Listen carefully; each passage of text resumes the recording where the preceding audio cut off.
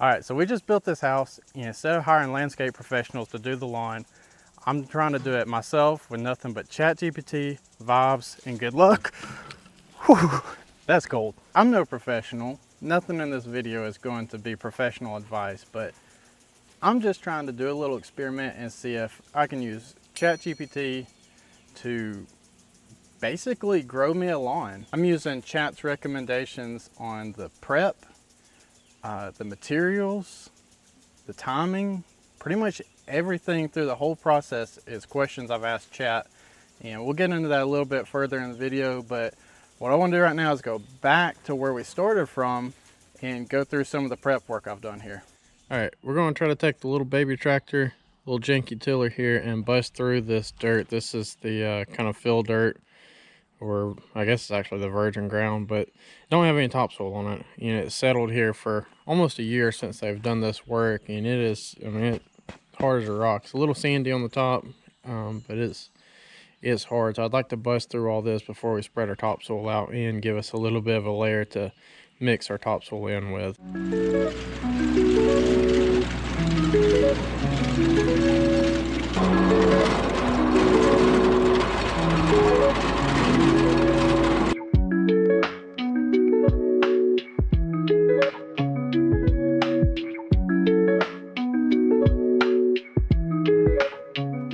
Alright, to get started, I uploaded an image of the ground, a list of the equipment I had, and how much topsoil I had available. Chat recommended using the tiller to bust through the hard soil, and that would allow the topsoil to bond to it and allow the grass seeds to grow deeper roots, since the topsoil I had was only going to be enough for 1 to 2 inches of cover. It gave some other recommendations on equipment to rent and how much time it would save me, which, as you'll see later on, I took the advice and rented a skid steer to help shuttle the topsoil and spread it out evenly.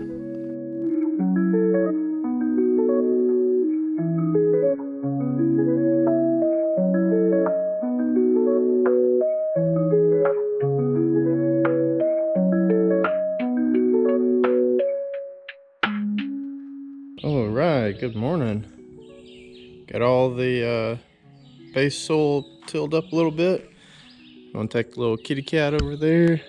I got a pile of topsoil over there. I'm gonna start shuttling topsoil over here. This old red dirt probably ain't gonna grow grass too well, so I wanna get some of that topsoil spread out everywhere where it's red dirt right here.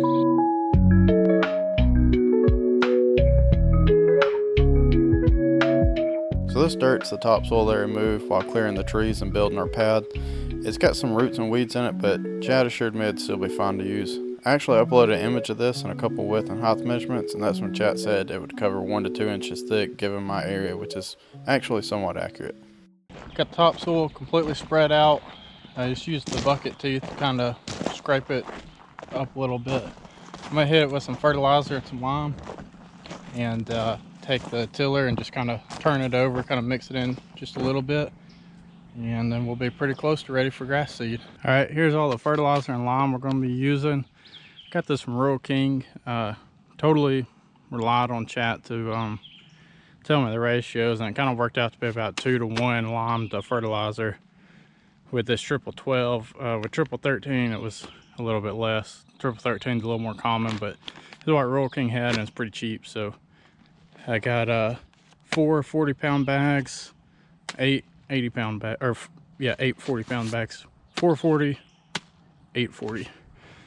So we're gonna get all this spread out and mix it in. Spread all my fertilizer out yesterday. Didn't film it because all I have is a little hand spreader, and literally I was just back and forth, back and forth, back and forth, back and forth, back and forth, over and over, spreading this fertilizer. But then the more I got to looking at it, the more I was kind of unhappy with the finish, so I kind of went through with a skid steer and touched up a couple spots. It's still got a couple of humps and bumps in there. That's part and parcel because I'm not a skid steer operator by trade, so I just kind of did the best I could with it, and I got it pretty flat. So I'm about to toss out my grass seed. Chat said that I needed to have good soil contact, but I didn't need to bury it. So I don't know how you really have good soil contact but not buried. So we're just gonna toss some out there, run over it with a drag, and then toss a little bit more on top and hope some of it comes up.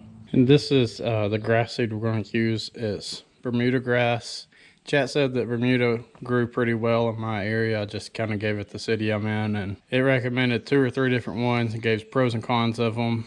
But the Bermuda grass seemed to be the best all around because it explained it like it grew in like shoots and runners and stuff, and it would fill in any thin spots over time. So that's what we're going to try. But this is 50 pounds. And at the seeding rate that Chat said, I should really need about 40 pounds of this.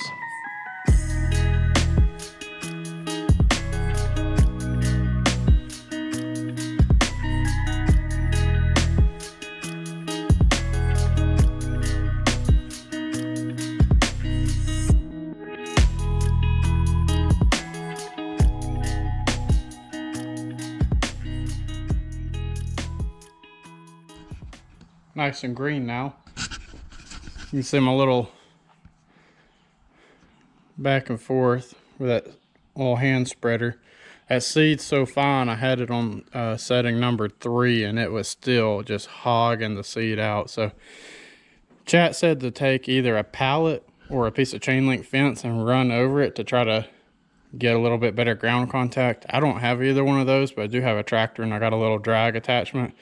So I'm gonna drag over it one good time, smooth it out just a little bit, and then probably just go ahead and seed over it one more final time and then set up my sprinklers.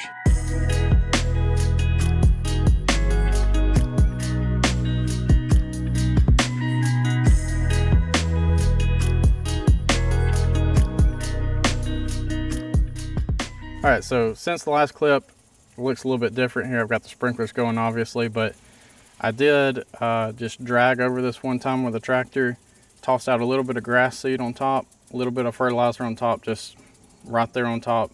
But we'll move on to the sprinklers now since that's kind of the main focus right here. So this is kind of the sprinkler setup that me and Chat came up with.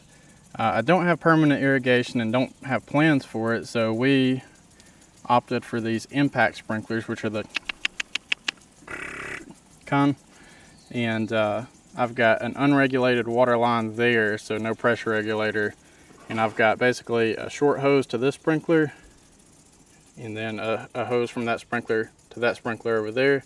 Obviously, it's not a perfect system. There's going to be some spots like this one little spot right here where that sprinkler's too short, that one's too far away. It's going to be hard to get 100% coverage with just the sprinklers that I have, but I also didn't want to invest a whole bunch of money into it.